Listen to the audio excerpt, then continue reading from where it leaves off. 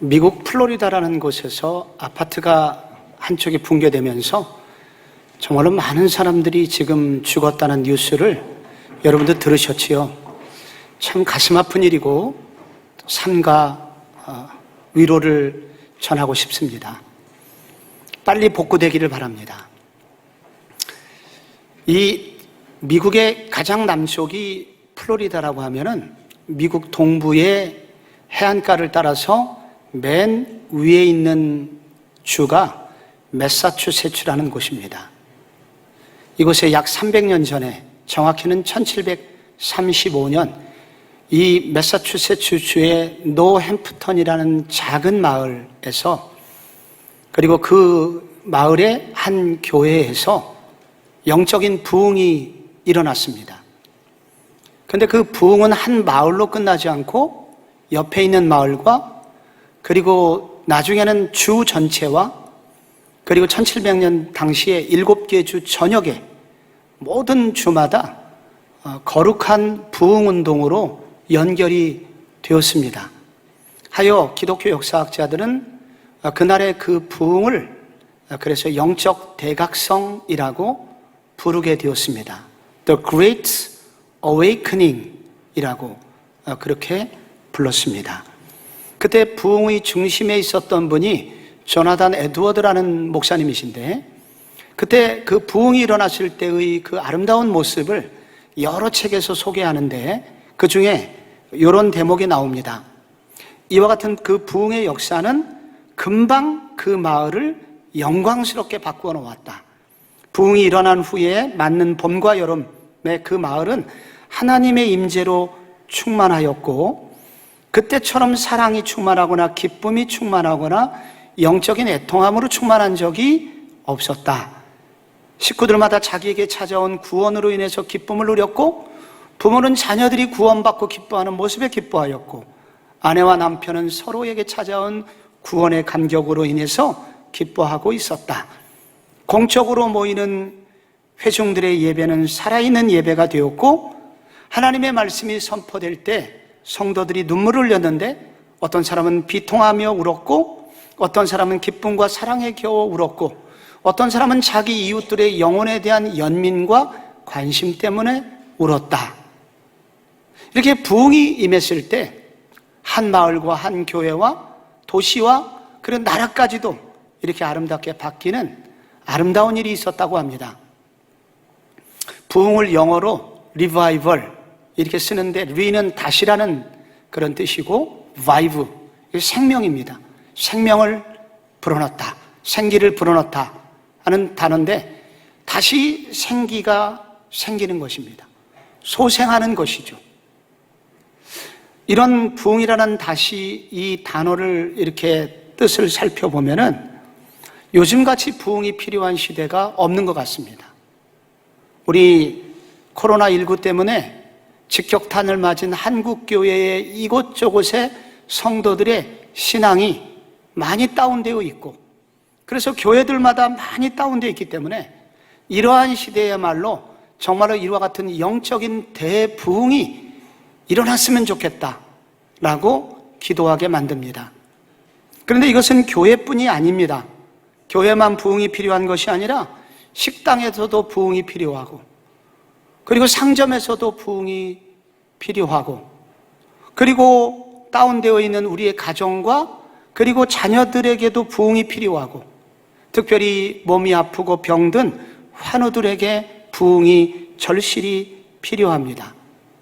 이런 부흥은 과연 어떻게 오는 것일까요? 창세기 35장을 읽어보면 야곱이 한때 완전히 무너졌었던 때 그에게 부흥이 임했던 시간을 묘사를 하고 있습니다. 그가 하란에서 돌아온 후 10년 동안 세겜에서 세상 사람들과 섞여 사는 동안에 딸이 세상 문화에 붙들려 성적인 수치심을 느끼게 되었고, 동시에 아들들이 살인자가 되어서 많은 사람, 아마도 수백 명의 세겜의 남자들을 죽이는 대살인자들이 되었고, 그때 주변 연합군들이 야곱의 가족을 죽이기 위해서 전쟁을 준비하고 있어서 야곱의 가정은 완전히 무너져 있는 그런 상태였습니다. 그때 하나님은 야곱에게 일어나 베델로 올라가라고, 그리고 그 옛날에 네가 가난했던 시절에 만났던 그 장소로 돌아와 다시 만나자고 하나님이 초청장을 보내셨습니다. 그 초청에 순종하여 야곱은 일가족 재산을 정리해서 다 베델로 올라가게 되고 거기서 제단을 쌓게 됩니다. 그때 무슨 일이 일어났습니까? 오늘 성경 9절에 보니까 야곱이 밧단아람에서 돌아오매 하나님이 다시 야곱에게 나타나사 그에게 복을 주시고, 여기 다시라는 단어와 복을 주셨다는 단어가 눈에 띕니다. 다시 복을 받았다는 것은 그에게 소생의 역사가 일어났다는 것입니다. 살아났다는 것입니다. 우선 신앙이 살아났고 그러자 자녀들이 살아났는데 우선 자녀들의 눈빛이 살아났습니다. 살기 가득했고 원망 가득했던 그 차가운 눈빛이 온화하고 따뜻한 눈빛으로 회복이 되었습니다. 아마 그들의 입술도 이제 저주와 분노를 내뱉던 말이 아니라 찬양을 하는 사람으로 변화되었을 것이고, 그리고 그들은 다시 하나님 나라의 꿈을 꾸는 가정으로 그렇게 회복이 되었을 것입니다. 부흥이 오게 된 것입니다.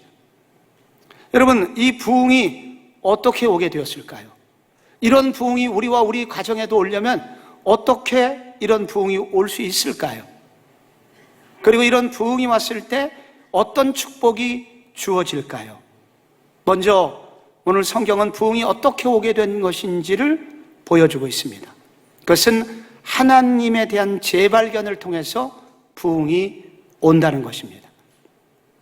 6절과 7절 말씀에 이런 말씀이 있죠. 야곱이 이제 베델에 올라가서 제단을 쌓는데 7절에 그가 거기서 제단을 쌓고 그곳을 엘베델이라고 불렀으니 이는 그의 형의 낯을 피할 때에 하나님이 거기서 그에게 나타나셨음이더라. 여기서 제단을 쌓았다고 하는 것은 그가 오직 하나님께만 집중했다는 것입니다. 하나님께만 대면하게 했다는 것입니다. 그리고 하나님을 만나기를 갈망했다는 것입니다. 그리고 나서 그가 하나님의 이름을 불렀는데 엘베델, 엘은 하나님이잖아요. 베델의 하나님이라고 불렀습니다.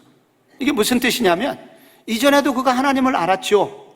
그런데 베델에서 하나님에게 집중하고 예배하는 동안에 그가 깨닫게 된 것은 지금부터 30년 전에 형의 무서운 살인의 눈빛을 피하여 그가 하란으로 도망가고 있을 때 하나님이 베델에서 야곱에게 나타나셨고, 그때 야곱에게 약속하시기를 내가 너를 지키고 너를 이곳까지 안전하게 돌아오게 할 거야.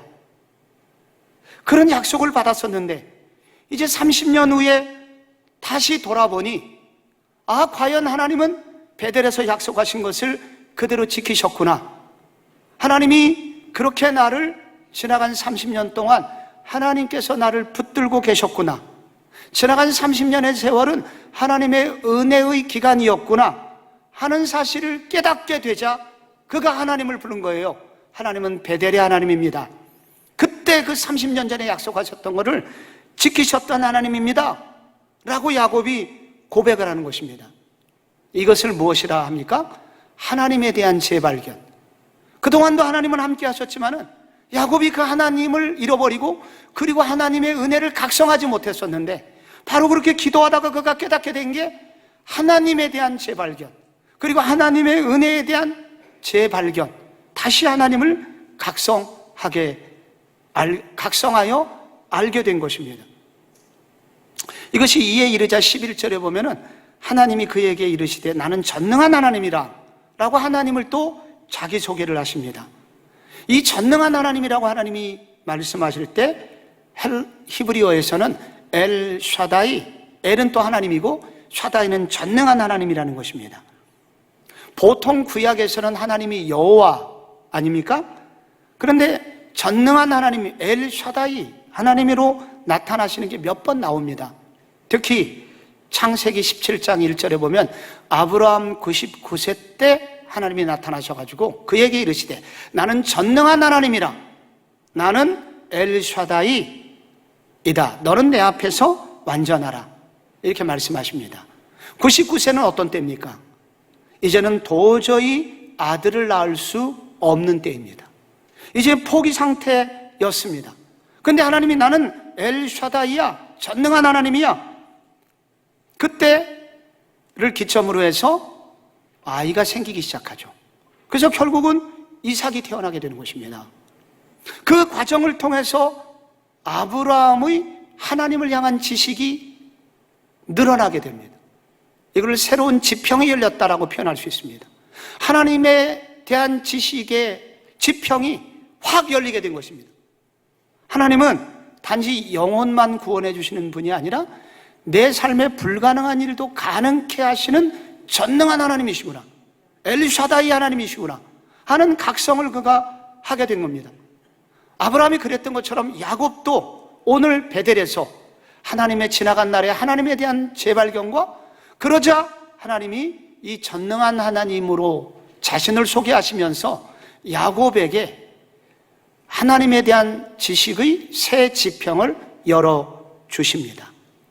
그날 이후로 야곱은 위기의 때마다 엘샤다이 하나님을 붙들게 됩니다. 이제 얼마 후에 이제 요셉이 꿈을 꿉니다. 하늘의 우주에 해와 달과 11별이 자기 별에게 절을 하더이다. 그 꿈을 얘기하자 형들에게 미움을 받게 되는데 그때 창세기 37장에 그 아비는 그 말을 마음에 두니라. 내 인생을 돌이켜보니까 하나님은 지금은 이게 불가능한 일처럼 보이지만은 내 아들에게도 하나님은 엘샤다이 하나님이시기 때문에 이 아이의 하나님이 그런 하나님이라면 우리 요셉의 앞길도 그렇게 열리게 될 거야 하면서 하나님에 대한 새로운 지식과 그리고 그 지식의 새 지평을 야곱이 경험했음을 이제 37장이 증명을 해주고 있습니다. 이 부흥이 일어날 때 공통된 일 중에 하나는 이 다시 잃어버린 하나님에 대한 관심을 회복하는 일이라고 할 수가 있습니다. 하나님의 은혜와 하나님의 영광, 잃어버린 것에 대해서 안타까운 마음을 가지게 된다는 것입니다. 선지자 엘리야나 엘리사나 아모스나 호세아나 하박국이나 예레미야나 누구라도 할 것 없이 그 시대의 한 줄기 빛과 같이 쓰임을 받았던 모든 하나님의 사람들의 공통점은 하나님을 향한 불붙는 가슴을 가지고 있었던 사람인데 그 시작은 바로 잃어버린 하나님의 이름, 땅에 떨어진 하나님의 이름이 영광을 회복해야 된다는 그런 갈망과 열정이 있었던 사람들이라는 것입니다. 그리고 하나님의 그 은혜가 얼마나 크며 그 하나님의 전능하심은 지금도 이 땅을 변화시킬 수 있다는 그러한 관심을 가지기를 원했고 그 시대에 그것을 잃어버린 하나님의 백성들에게 그것을 깨우쳐주기 위해서 부단히 노력했던 사람들이었던 것입니다. 하박국 그 2장을 읽어보면은 그 하박국 시대의 피로 이제 하박국 시대에 나라가 참 망하게 되었거든요.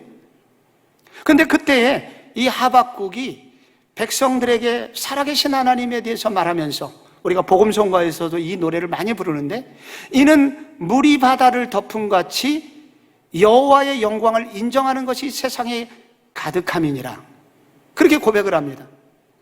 하나님의 영광이 가득하기를 그가 원하고 있다는 것입니다. 그런 관심이 있었어요. 여러분 요즘 새벽에 하나님 우리 예레미야를 우리가 함께 읽고 있습니다. 그런데 이 예레미야가 하나님의 말씀을 전하기를 싫었습니다. 왜 그랬습니까? 하나님, 내가 지금 이 나라가 멸망한다고 하면 너희들이 바벨론 포로로 끌려갈 거야. 이렇게 얘기를 하게 되면은 자기가 백성들에게 미움을 받는단 말이에요. 자기가 조롱거리가 된단 말이에요.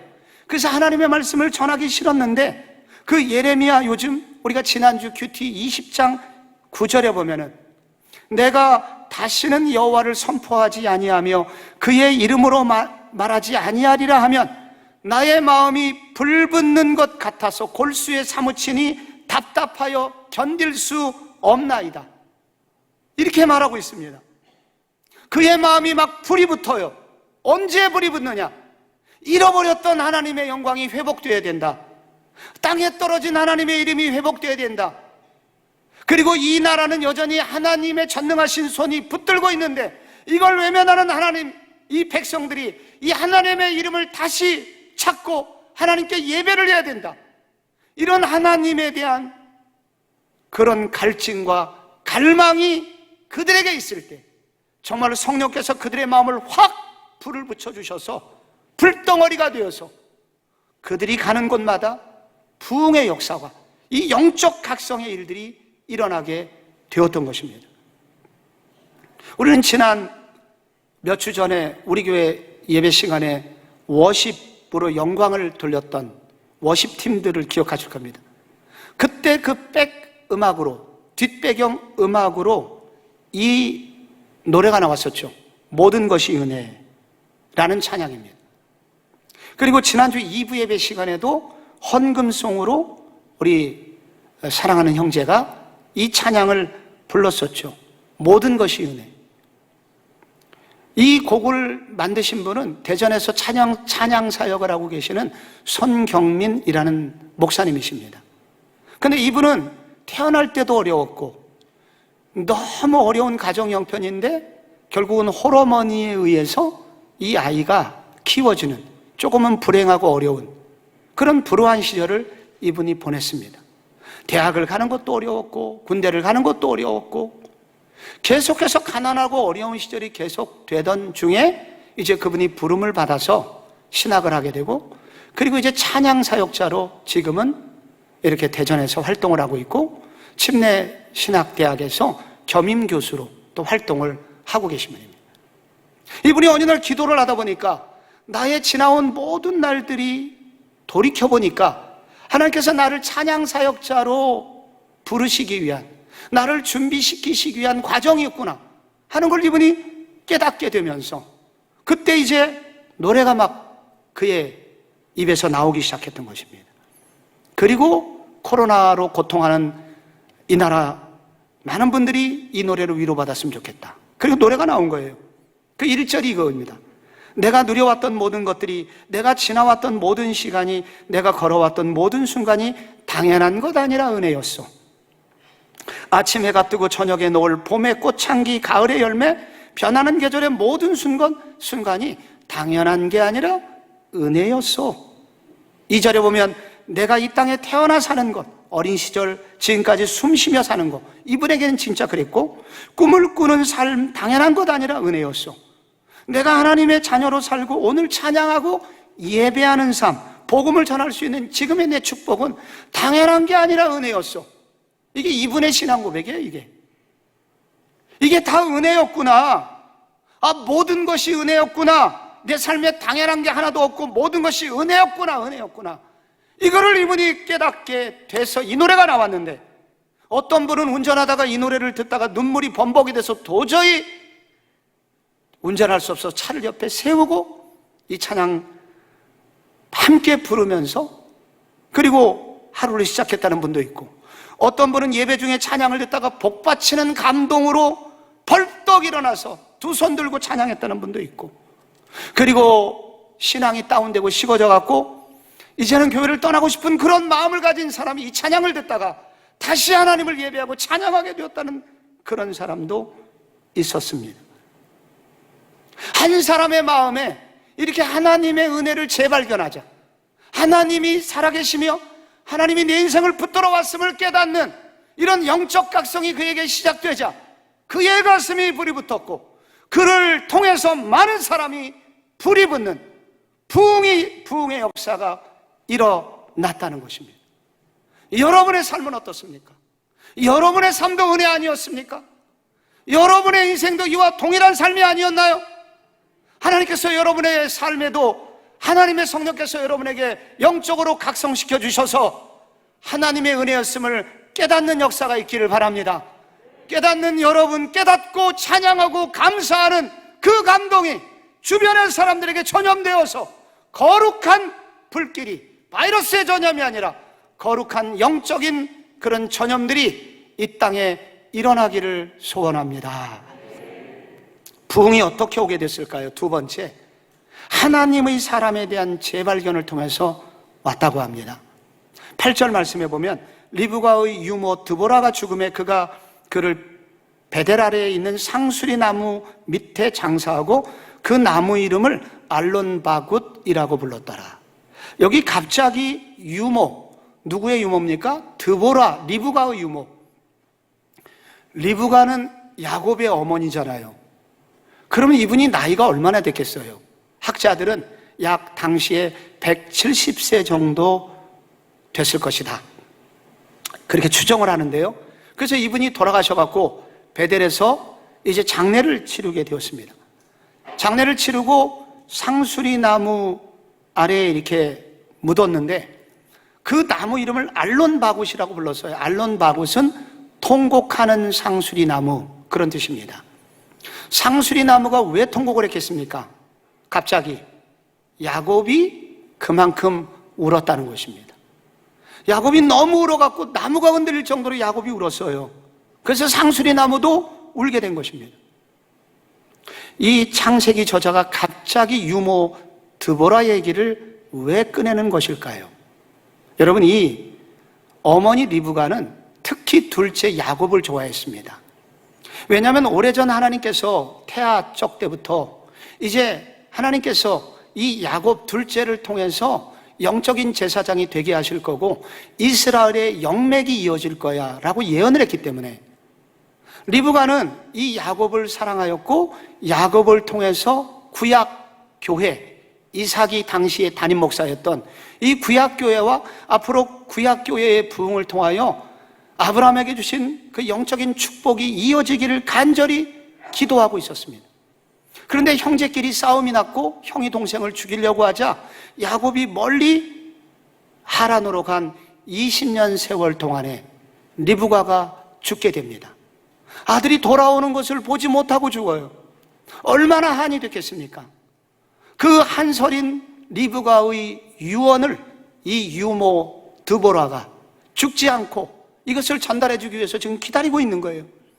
근데 드디어 야곱이 20년 만에 나타났는데 세겜으로 갔습니다. 그리고 세상 사람과 섞여 살면서 그 하나님의 그런 은혜를 잃어버리게 되었죠.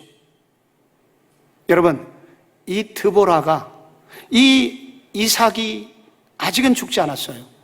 이삭이 그렇게 골골대면서 지키고 있었던 구약 교회를 섬기면서 여러분, 이 유모 드보라가 무슨 기도를 했겠습니까? 주님이 무너져가는 이 구약 교회를 다시 회복시켜 달라고 기도했을 겁니다. 리브가가 그렇게 간절히 원했던 이 구약 교회 내버려 두지 마시고 회복시켜 달라고 기도했습니다. 야곱 대신에 그 자리를 차지하고 있는 에서는 이방 여인 가나안 여인들과 결혼해서 오히려 그 이삭의 가정을 오히려 더 세상적으로 오염시켰습니다. 그런 교회의 혼란과 그리고 무너진 영적으로 전혀 희망이 보이지 않는 그 땅에서 이 할머니 드보라는 그 자리에 홀로 남아서 기도했던 것입니다. 이 교회를 회복시켜 달라고. 그런데 드디어 하나님의 은혜로 야곱이 정신이 들게 되었고 베델로 돌아가 신앙을 회복하는 모습을 보자 드디어 그는 안심하고 눈을 감게 된 것입니다. 야곱이 왜 이렇게 통곡할까요? 비로소 알게 된 것입니다. 이전에 모르던 것을 깨닫게 되었는데 내가 이렇게 영적으로 회복되고 나니 바로 그 할머니가 얼마나 귀한 분인지 알게 된 것입니다. 그냥 보통 유모가 아니었어요. 그냥 어렸을 때부터 나를 아껴주던 그 정도 할머니가 아니었어요. 오늘의 영적 부흥이 있기까지, 구약교회가 보존되기까지 바로 이런 할머니가 계셨기 때문에 이 교회가 보존됐고 나와 우리 자녀들이 살아남을 수 있었던 것이구나. 그 하나님의 사람에 대한 소중함을 깨닫게 된 것입니다. 그래서 상수리 나무가 흔들릴 정도로 그날 통곡하면서 울게 된 것이고 그 이름이 성경에 기록이 된 것입니다. 성경은 무너진 교회를 붙들고 울고 있는 작은 한 사람의 헌신을 결코 외면하지 않습니다. 여기 충성된 연약한 한 여인의 이름이 여기 기록이 된 이유는 하나님의 구원의 역사 가운데 이런 과정에서 조연으로 충성했던 그런 종들을 내가 결코 놓치지 않을 거라는 하나님의 결심이 여기 서려 있는 것입니다. 여러분, 신약 성경에도 비슷한 인물이 나옵니다. 여러분, 구약의 메시아가 올 것을 많이 예언을 했지만은 메시아가 더디게 오자 사람들이 믿음으로부터 떠났습니다. 그리고 실제로 메시아 예수님께서 베들레헴에 태어났지만은 알아보지 못할 정도로 사람들의 마음은 냉랭하게 식어가고 있었습니다. 요셉과 마리아가 아기 예수를 이제 유대인이기 때문에 할례를 받게 하기 위해서 예루살렘 성전에 갔을 때 놀라운 두 사람을 만나게 됩니다. 하나는 시므온이었고 하나는 안나였습니다. 그 두 사람은 똑같이 나이가 먹었고 안나의 경우는 84년 동안 과부로 살았습니다. 100세 가까이 된 거예요. 근데 이 아기 예수가 나타나자 그들은 그 아기를 안고 춤을 추면서 주제여 이제는 우리를 평안히 놓아주시는 도다. 이제는 우리가 눈을 감아도 되겠군요. 이게 무슨 말이냐면 그들은 그동안 이 메시아가 오기를 기다렸고 그리고 이 무너진 이스라엘에 다시 영적인 생기가 일어나려면 이런 메시아가 주님이 주시겠다고 약속하셨는데 반드시 주실 거야 하면서 그날 그때까지 기도하면서 기다리는 분 때문에 결국은 메시아가 왔다는 얘기입니다. 오늘 이 땅에 이런 분들이 계십니다. 오늘 이 땅이 다 무너진 것 같고 아무도 신앙생활 하지 않는 것 같지만은 여기 유모 두보라 같은 사람, 시므온 같은 사람, 안나 같은 사람을 하나님이 남은 자로 남겨두셔서 여전히 그로 하여금 기도하게 하시고 기다리는 믿음 식어지지 않게 하시고 계속해서 기도하는 분이 있다는 거예요. 사실 그분들 때문에 언젠가 다시 교회는 부흥을 체험하게 되고 역사가 주기적으로 하나님의 부흥이 불꽃이 꺼지지 아니하고 지금까지 내려오게 된 것입니다. 오늘날 세상이 어렵고 오늘날 많은 사람이 신앙이 식어진 것 같아도 이렇게 하나님이 남은 자들을 남겨두셨음을 우리가 보아야 하고 그리고 우리도 그런 남은 자 중에 한 사람이 되기를 소원하셨으면 좋겠습니다. 하나님은 그들을 통하여 그 하나님의 사람들을 통하여 이런 부흥을 이어가고 계심을 우리가 기억해야 됩니다. 여러분, 이 부흥의 결과, 그래서 결국 어떤 일이 일어났습니까? 그것은 결코 야곱이 꿈꿀 수 없는 축복을 야곱과 그의 자녀들이 받게 될 것을 약속해 주심으로 부흥의 이야기가 끝이 납니다. 11절에 보면은 이렇게 이 부흥을 경험한 이 야곱에게 하나님이 축복을 해 주십니다. 그것은 나는 전능한 하나님이라 말씀하신 이후에 생육하며 번성하라. 한 백성과 백성들의 총회가 내게서 나오고 왕들이 내 허리에서 나오고 내가 아브라함에게 약속했던 그 땅을 내게 주리라. 여기 지금 무슨 약속이 나오냐면 먼저 생육하고 번성하라는 축복을 주십니다. 근데 여기서 중요한 생육이라는 것은 열매를 많이 맺는다는 뜻이에요. 단순히 숫자만 늘어나는 것이 아니라 열매 맺는 백성들, 하나님이 기뻐하시는 열매를 주렁주렁 맺는 그런 민족이 네 후손 중에 그런 사람들이 많이 일어날 것을 하나님이 축복을 해주고 계십니다. 두 번째 축복은 백성들의 총회가 내게서 나오고, 총회는 사람이 많이 모이는 거예요. 이 총회라고 하는 말은 결국 국민이 있는 나라, 많은 국민들이 모이는 나라가 될 것이고, 나라가 세워지려면 또 왕이 필요하죠. 그래서 이것은 왕이 있는 한 나라가 단순한 민족이 아니라 국가가 될 것을, 그런 축복을 주고 계십니다. 국가가 되려면 땅이 필요하죠. 그래서 이 땅을 너와 내 후손에게 주리라.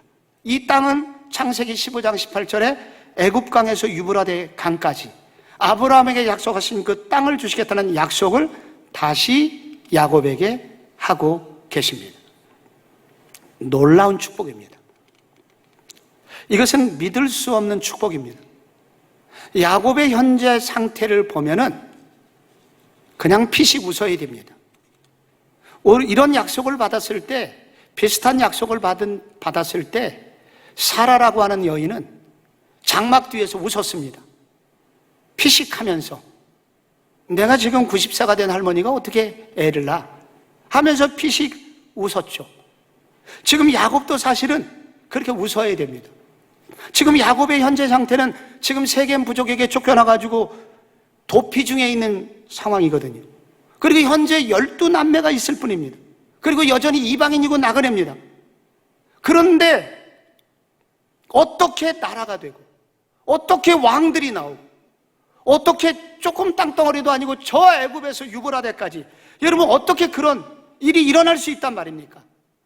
그런데 여러분, 야곱에게 부흥이 일어나자 야곱의 반응은 뭐냐면 그것을 믿었다는 거예요. 14절에 보면은 야곱이 하나님이 자기와 말씀하시던 곳에 기둥 곧 돌기둥을 세우고 그 위에 전제물을 붓고 또 위에 기름을 붓고 그를 베델이라고 불렀다고.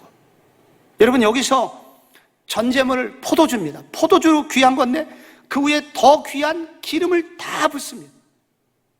이것은 바로 믿음의 표현입니다. 주님, 내 상황은 지금 참 믿기 어려운 상황이지만 주님이 그렇게 말씀하셨으니 그런 일이 일어날 줄로 믿습니다. 주님, 행하시옵소서. 그렇게 그가 하나님의 약속에 대해서 표현을 하게 됩니다. 여러분, 그 이후에 무슨 일이 일어났을까요?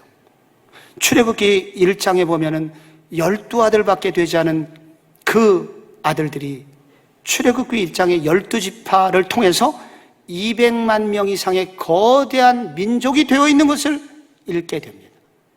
출애굽기 14장은 그 민족이 출애굽을 하고 여호수아에는 그 나라를 차지하게 돼서 민족, 국가를 형성하게 되죠.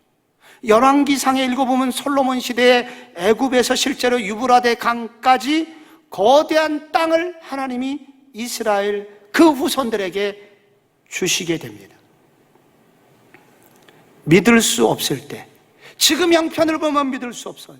그런데 하나님의 약속을 믿음으로, 하나님이 하신 약속이니까 그것을 믿음으로 받아들일 때 하나님께서는 그 야곱에게 그것을 그대로 이루어 주십니다.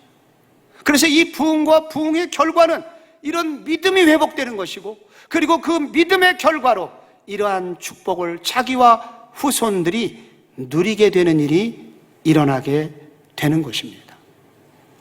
우리는 요한복음 4장에서 정말 믿을 수 없는 한 가지 사건을 만나게 됩니다.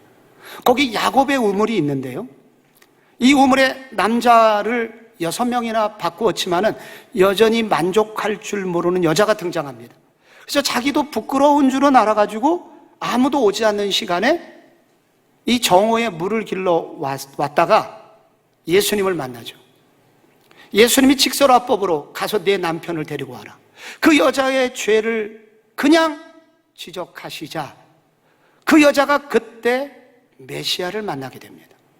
바로 그 순간은 바로 회개의 순간이고, 그리고 그 순간 회개했을 때 살아계신 하나님, 메시아를, 예수님을 그가 영접하게 되었다는 얘기입니다. 그러자 무슨 일이 생기냐면요, 요한복음 4장 39절에 보면 그 동네 중 많은 사람, 그가 마을로 뛰어내려가서 복음을 전했는데 그때 많은 사마리아인들이 그녀의 전한 복음을 듣고 예수를 믿은지라 나옵니다. 무슨 얘기냐면은 이렇게 완전히 무너진 사람까지도, 이렇게 하나님의 사랑은, 예수님의 사랑은 이렇게 무너진 사람을 회복시킬 수 있다는 것이고, 그리고 그 회복이 너무나 빨라서 회복되는 그날 복음의 사명을 가지고 전하는 사명의 역할을 감당할 정도로 하나님의 은혜는 크다는 것을 보여줍니다. 이스라엘을 갔다 온 사람들은 이런 경험을 합니다. 이스라엘에 걷기 때는 정말 온 세상이 죽은 것 같아요. 누렇게 모든 그 산천초목이 변해 있습니다. 그런데 놀랍게 하룻밤만 비가 오게 되면은 언제 그랬냐는 듯이 완전히 온 세상이 푸른 나라가 됩니다. 진초록의 정원이 돼요. 하나님의 은혜는 이와 같습니다. 부흥은 이와 같습니다. 지금 내 생각을 보면은, 내 형편을 보면은 약속을 믿기 힘듭니다. 성경은 굉장히 나에게 좋은 일이 일어날 것이라고 약속을 잔뜩 해놓고 있지만, 그러나 지금 내 형편을 보면은 나의 경제적인 상황은 바닥이고, 나의 지금 관계는 깨어져서 돌이킬 수 없고, 그리고 나도 별로 살고 싶은 마음이 없을 정도로 자존감이 바닥일 때가 있습니다. 내 형편을 보면 믿기 어려워요.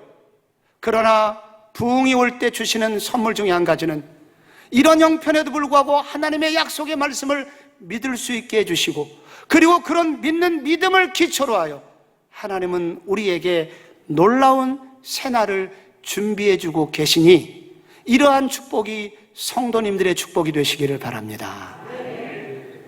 우리 1700년대까지 남태평양에 영국인들이 유배지로 쓰던 섬이 있습니다. 1년 내내 비가 오지 않아서 저주받은 땅으로 불리웠습니다. 그런데 그때 몇 명의 그리스도인들이 그 땅에 유배를 떠나게 됩니다. 그래서 그곳에 그리스도인들이 할 일이 없잖아요. 그들이 집중했던 일은 뭐냐면 예배하고 찬송하고, 아침부터 저녁까지 예배하고 찬송하고 그 땅 돌아다니면서 계속 축복 기도를 했습니다.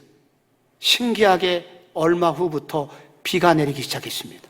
비가 내리자 산천초목이 살아나게 되었고, 양떼들이 뛰어노는 초원이 되었고, 많은 사람들이 이주해서 살기 시작하였습니다. 그 땅은 어디일까요? 뉴질랜드입니다. 지금은 그런 땅이어서 믿을 수 없는 곳이죠. 부흥은 이런 것입니다. 오늘 우리의 형편을 보면 어렵고, 지금 정말 이런 일이 내게도 일어날까, 그렇게 믿을 수 없을 정도로 내 형편이 어렵다 하더라도, 그러나 하나님이 약속하셨으니 하나님의 원리를 따라가면 반드시 이렇게 될 거야, 이렇게 신뢰하고 오늘도 기도를 심고 예배하면서 주님이 그렇게 행하실 줄 믿습니다, 그런 하나님을 찬양하고 전진하고 나아갈 때 하나님은 우리에게도 부흥을 주신다고 약속하고 계십니다. 이 믿음이 우리 모든 성도님들의 믿음이 되시기를 축복합니다.